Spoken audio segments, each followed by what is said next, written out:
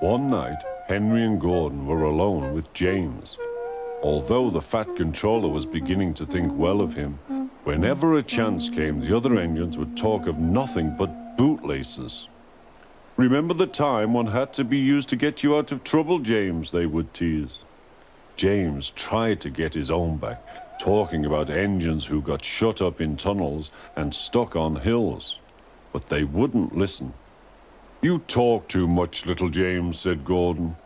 "A fine, strong engine like me has something to talk about. I'm the only engine who can pull the express. When I'm not there, they need two engines. Think of that. I've pulled expresses for years and have never once lost my way. I seem to know the right line by instinct." Every wise engine knows, of course, that the signalman works the points to make engines run on the right lines, but Gordon was so proud he had forgotten. "Wake up, James," said Gordon next morning. "It's nearly time for the express." "What are you doing? Odd jobs?" "Oh, well, we all have to begin somewhere, don't we? Run along now and get my coaches. Don't be late." James went to get Gordon's coaches. They were all shining with lovely new paint. He was careful not to bump them, and they followed him smoothly into the station, singing happily, "We're going away, we're going away." "I wish I was going with you," said James. "I should love to pull the express and go flying along the line." Gordon, with much noise and blowing of steam, got ready to back onto the train.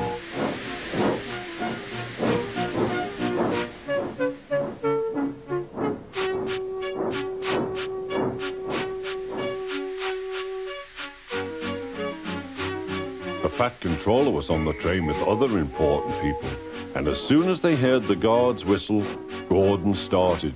Look at me now," he puffed, and the coaches glided after him. "Poop, poop, poop, poop, poop. Goodbye, little James. See you tomorrow." James watched the train disappear and then went back to work.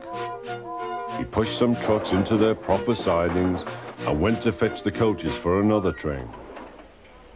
James had just brought the coaches to the platform when he heard a mournful noise.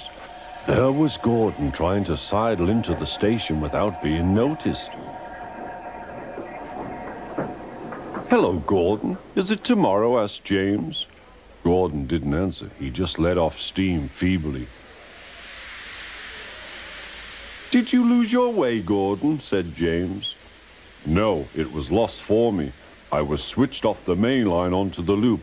I had to go all round and back again." "Perhaps it was instinct," said James. Meanwhile, all the passengers hurried to the booking office. "We want our money back," they shouted.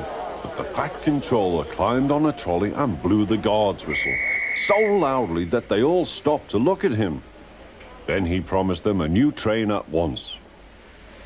"Gordon can't do it," he said. "Will you pull it for us, James?" "Yes, sir, I'll try." So James was coupled on and everyone got in. "Do your best, James," said the Fat Controller. Come along, puffed James.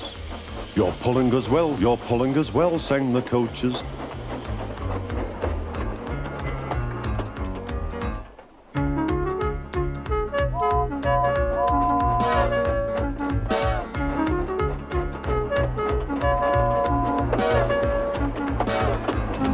Bridges and stations flashed by, the passengers cheered, and they soon reached the station.